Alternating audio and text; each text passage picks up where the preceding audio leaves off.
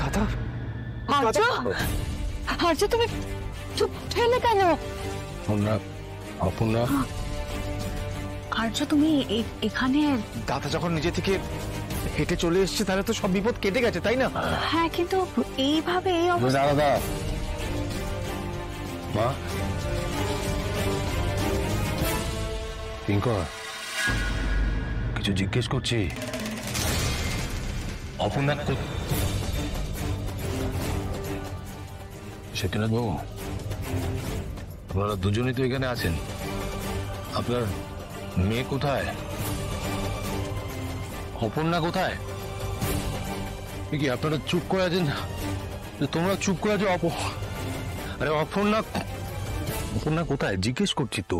কি বলবো বলুন তো স্যার, আসলে আমরা নিজেরাই জানি না আমাদের অপু কোথায়। আপনার অ্যাক্সিডেন্টের খবরটা পেয়ে অপু ছুটে বেরিয়ে গেল বাড়ি থেকে স্যার। আমরা ভেবেছিলাম হাসপাতালে এসছে, কিন্তু এখানে নাকি আসেনি। মানে কি বলছেন কি আপনারা? আমি খোঁজ করছি, ওর খবর ঠিক পাওয়া যাবে। আমার ফোন তোমার কাছে তো? দাদা দাদা আমার ফোনটা দাও।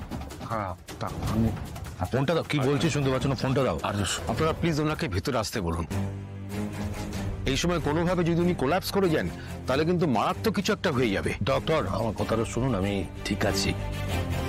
না না না, তুমি একদমই ঠিক নেই, তুমি রেস্ট নাও। আমি তো বলছি অপর্ণার কোনো খবর পেলে আমি তোমাকে জানাবো। I am sure I will inform you. I am telling you. Aparna missing, তুমি এখানে দাঁড়িয়ে আছো, অবাক লাগছে আমার। না অ্যাকচুয়ালি তোমাকে সেরে আমি যেতাম কিভাবে? আমি তো তোমার সরি আমি ইন্টারাপ্ট করলাম তোমাকে। আমি আর্য সিংহ রয়, তার মা আছে, ভাই আছে, তাকে দেখার জন্য। তোমার প্রায়োরিটি কি হওয়া উচিত ছিল তুমি নিশ্চয়ই সেটা জানো। আমি জানি, আমি সেই জন্য তো এতক্ষণ ধরে সেই চেষ্টাই করছি।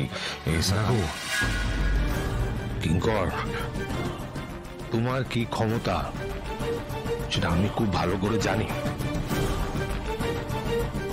তুমি চাইলে কি করতে পারো বুঝি। তুমি চাইলে অপর্ণাকে কিন্তু এতক্ষণে খুঁজে বার করতে পারতে, করো। আমি ওকে একটা কথা আমি বলে রাখি, অপর্ণার যদি কিছু হয় আমি তোকে ছেড়ে কথা বলবো না, কথাটা মাথায় রাখিস। দাদা অপর্ণাকে নিয়ে টেনশন করুন, ওকে ঠিক খুঁজে পাওয়া যাবে, সব ভালো হবে, বিশ্বাস করো।